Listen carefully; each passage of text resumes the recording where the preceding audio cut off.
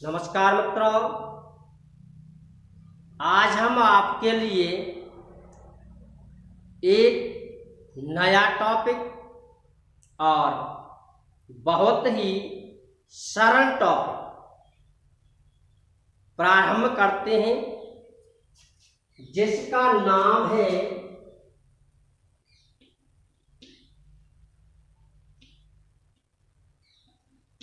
क्रम संयोजन।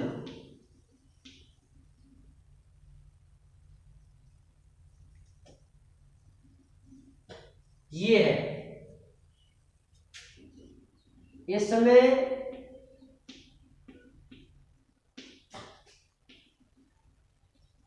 क्रम रहित वाक्य दिए हुए होते हैं। ठीक है मित्रों, बड़ा टॉपिक नहीं है, यूं तो आप कितने भी उदाहरण इसके लेते हुए चले, लेकिन ये अपने बुद्धि का प्रश्न है। क्रम संयोजन, क्रम रहित वाक्य, ये टॉपिक जो है सभी क्लासों में आता है।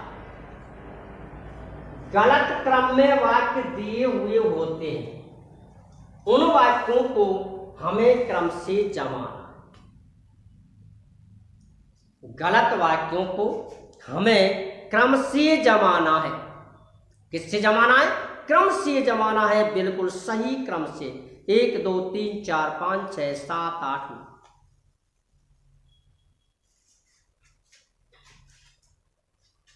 ये टॉपिक अब देखिए, इसमें जो वाक्य आपको जमाने हैं वो घटना के आधार पर जमाने हैं।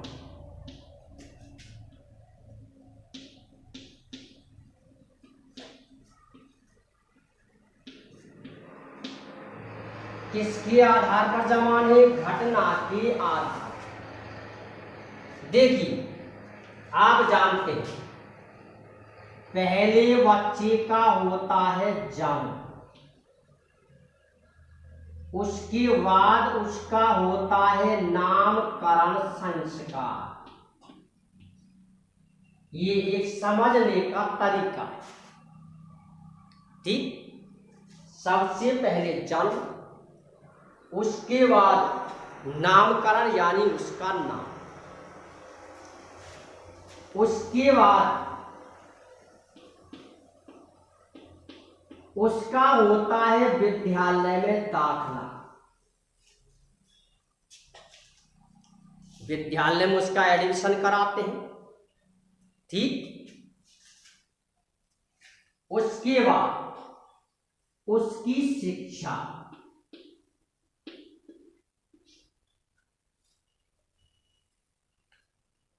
प्राइमरी,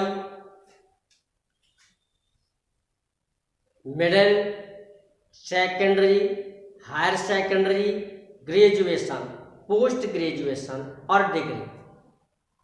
यानी ये शिक्षा उसने कहां कहां से कैसे कैसे प्राप्त, लेकिन एक क्रम से चलेगा। किससे चलेगा? क्रम से। नंबर 1 से 5 तक, नंबर 2 6 से 8 तक, नंबर 3 9 से 10 और 11 से 12 और 12 से 14 और 15 से 16 और उसके बाद आती है उसकी ठीक। ये योग्यता है, इस क्रम से आपको चलना। ठीक, शिक्षा प्राप्त कर ली।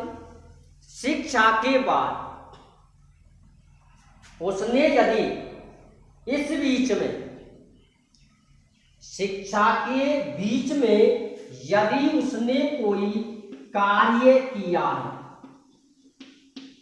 सामाजिक क्षेत्र में या धार्मिक क्षेत्र में, तो वो इसी के साथ साथ आपको स्पष्ट करना है। लेकिन इनके बाद शिक्षा के बाद यदि उसने इसमें प्रवेश किया है तो उसके बाद इसका प्रयोग करना। भाई चलती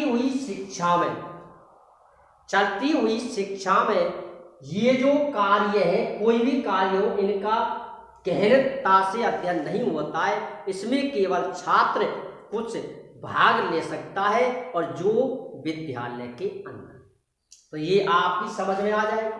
इसके बाद जो भी यदि ऐसे कार्य करता है तो शिक्षा के बाद करेगा, ठीक। उसके बाद उसने क्या कार्य किया, ये सभी इसमें कार्य में आते हैं, ठीक। इस शिक्षा के बाद या इनके बाद वो उस क्रम पर निर्भर करता है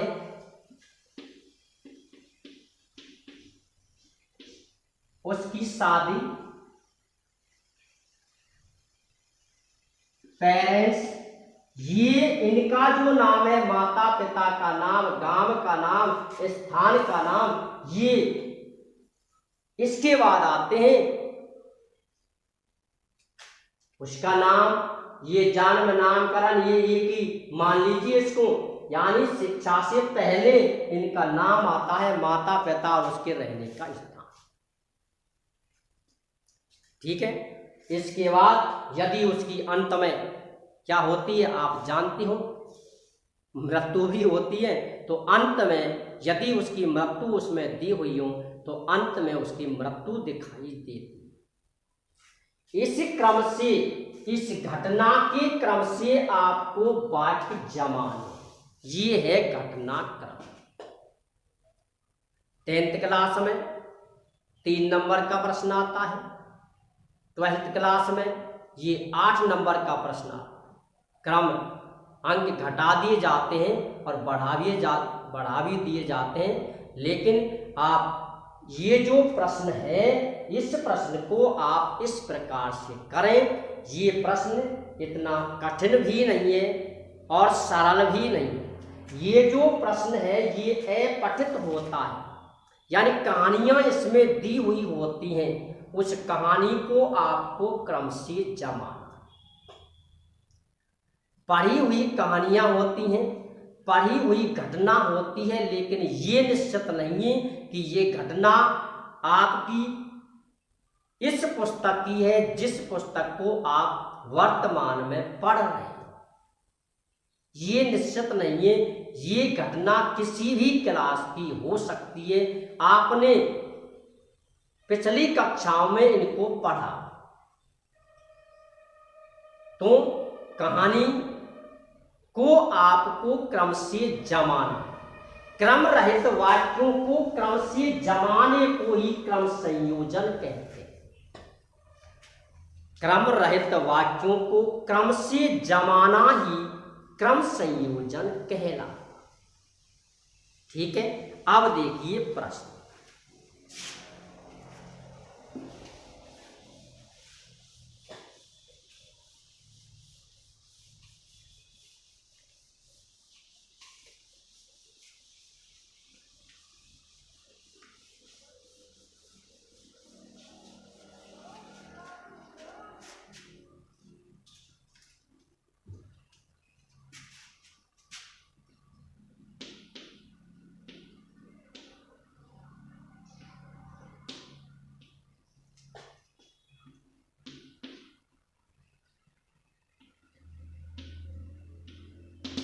से जलम पीत्वा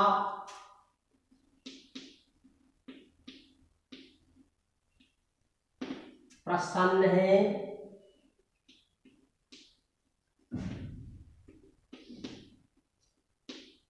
एवं वह जल पीकर बहुत प्रसन्न हुआ। नंबर 2, सहे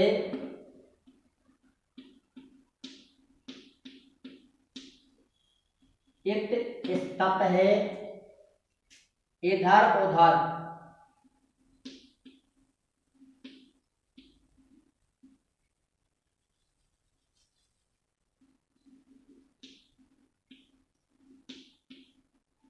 ए भ्रमर, वह इधर उधर घूमने लगा। नंबर 3, एकदा, एक बार, एक है, काक है,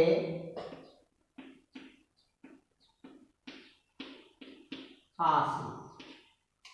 एक बार एक कौवा था।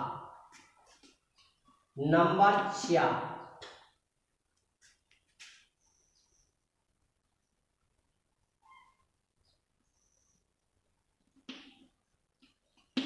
सहे,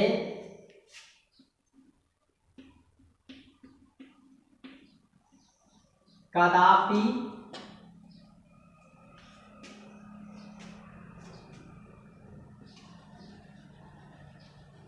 से,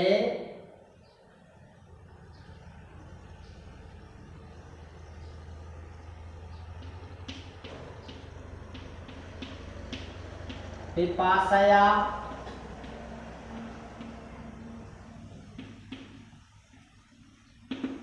व्याकुल है, आसी।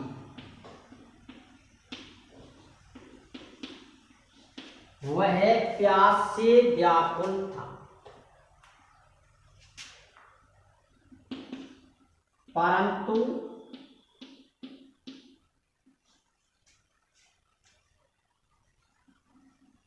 कोऽपि स्थाने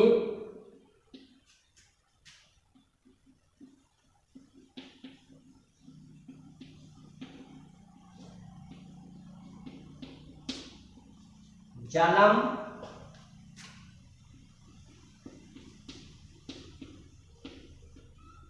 नास्ति, परंतु किसी भी स्थान पर जल नहीं था। नंबर 6, अंततः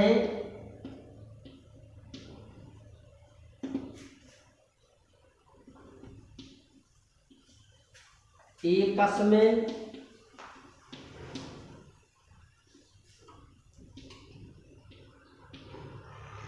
घटे स्वल्पम जलम अपश्यत्। अंत में एक घड़े में कुछ जल दिखाई दिया।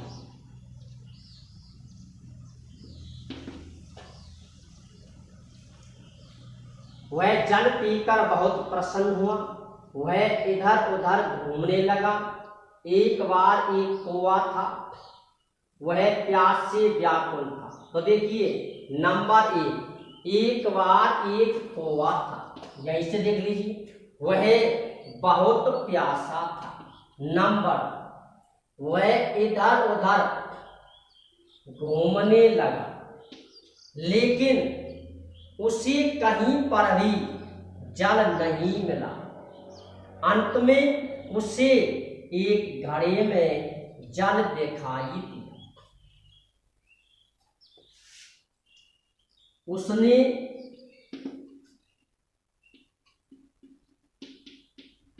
पाषाण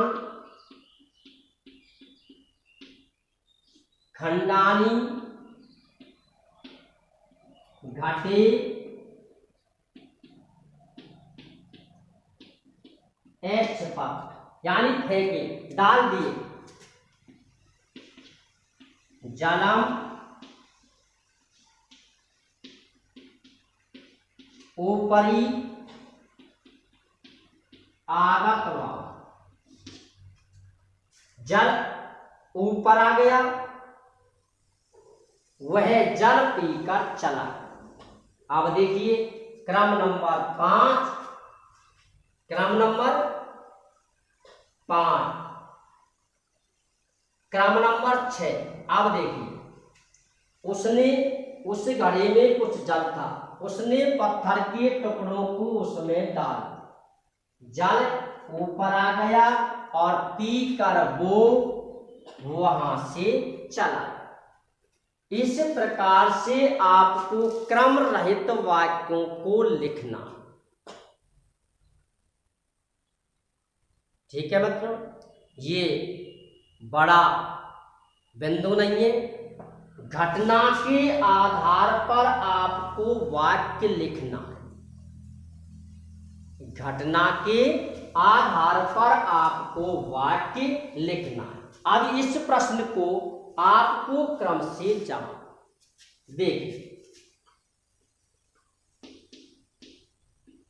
उत्तर नंबर 1,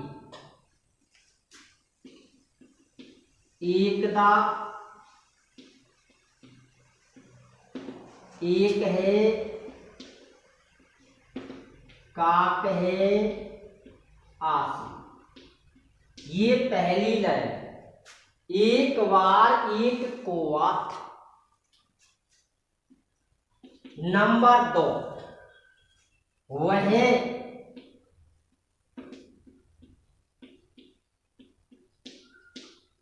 पिपासया व्याकुल है, आसी। वह प्यास से व्याकुल था।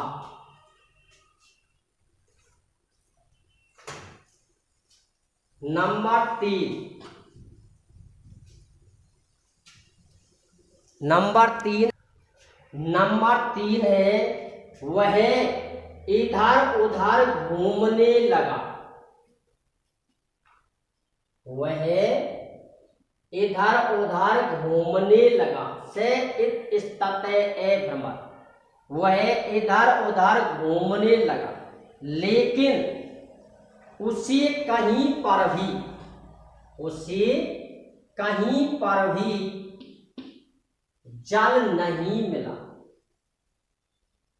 उसे कहीं पर भी कोई जल नहीं मिला। अंत में ये है नंबर 5।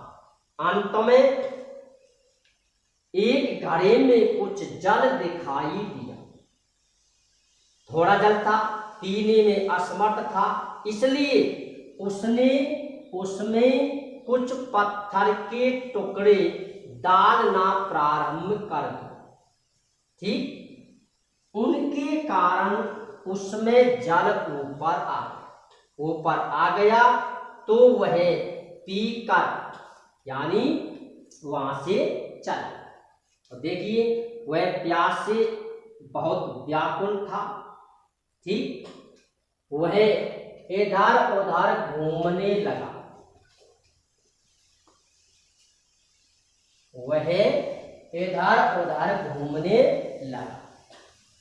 इधर उधर घूमा, लेकिन उसे कहीं पर भी कोई पानी का स्थान नहीं। ये नंबर 4। ये लाइन है, परंतु को अपि स्थाने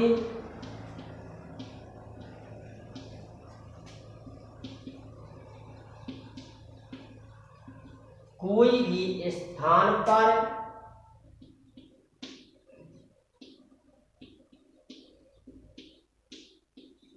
जलम नास्ति। कोई भी स्थान पर जल नहीं था। अंत में अंततः एकस्मिन्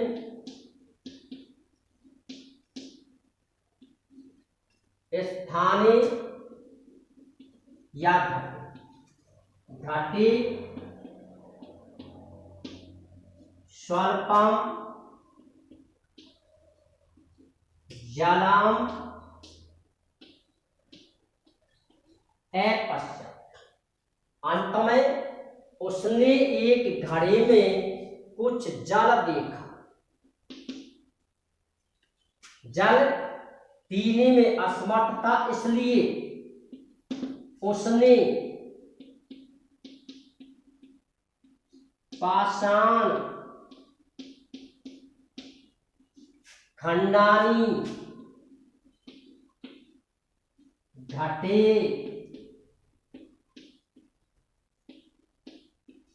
छिपत यानी घड़े में डाल दी। जब उनको उसने घड़े में डाल दिया तो जलम ऊपरी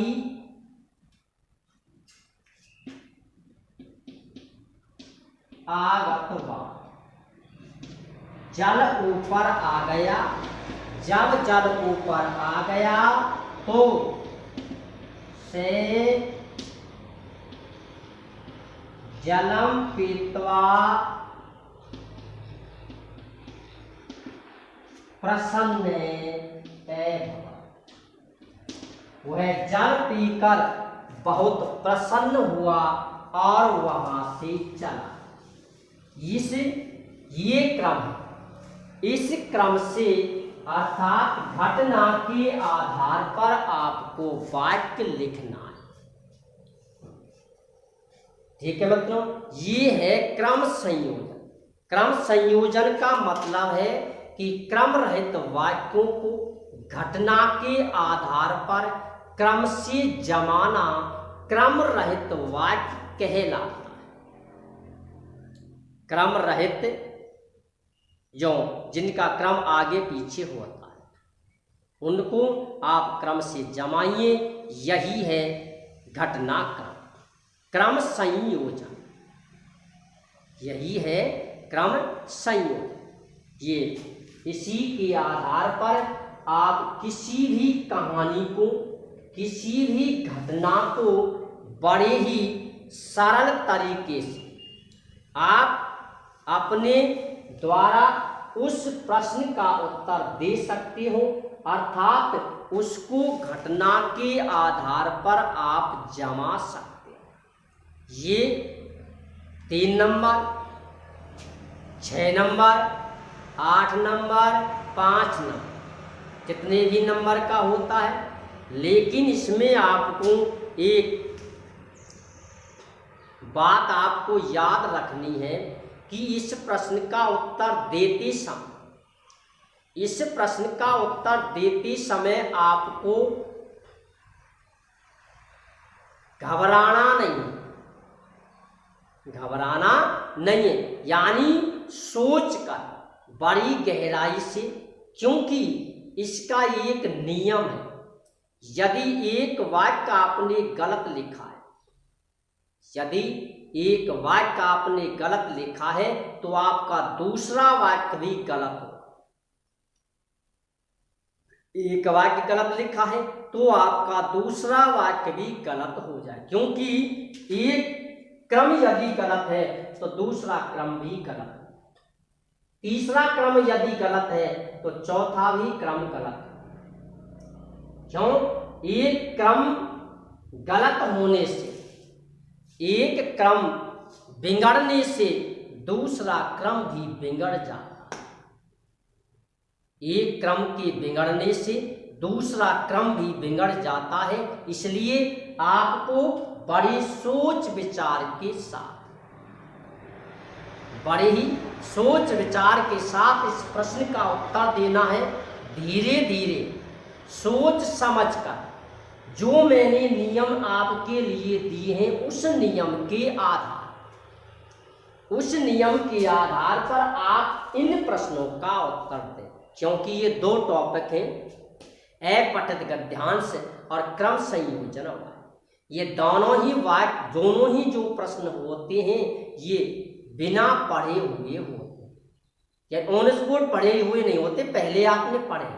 ऐसा नहीं है कि आपने इनको कभी नहीं पढ़ा हो या नहीं सुना, नहीं भी पढ़ा हो, नहीं भी सुना हो, लेकिन ये कोई ऐसी घटना नहीं होती जिसके बारे में आपके विचार कभी नहीं आते हैं। इसलिए आप इनका उत्तर धीमी गति से दें, सोच कर दें, थोड़ा रुक कर दें। इसमें यदि जल्दी की जाती है, इसी में हर बच्चे के नंबर कटते हैं। क्रम संयोजन जो होता है, अपठित जो गद्यांश होता है, ये जो क्रम संयोजन है ये भय का भूत है। सभी छात्रों के लिए इसका डर लगा रहता है कि पता नहीं हमारा क्रम संयोजन सही होगा या नहीं होगा। इसी की चिंता सभी को सताए रहती है। एग्जाम हॉल से जब वो छात्र निकलता है तो सबसे पहले अपने गुरु वृंदों से इसी प्रश्न के बारे में पूछता है। गुरुजी भी, अध्यापक भी इसी के बारे में मनन करते रहते हैं कि कब एग्जाम खत्म हो, कब मैं क्रम संयोजन को देखूं कि क्रम संयोजन सही हुआ है या नहीं। तो इसके बारे में आप बिल्कुल भी चिंता ना करें, बिल्कुल भी कोई ऐसा विचार ना सोचें, आराम से उत्तर दें, सोच कर उत्तर दें तो आपका उत्तर सही जाएगा। ठीक है मित्रों, आप इस प्रकार से किसी भी घटना का उत्तर आप दे सकते हैं। ठीक है, अगली एक उदाहरण हम, और भी आप कितने भी उदाहरण हो, लेकिन ये तो आपको कुछ सोच कर इसका उत्तर देना। ठीक है मित्रों, जय हिंद, जय भारत।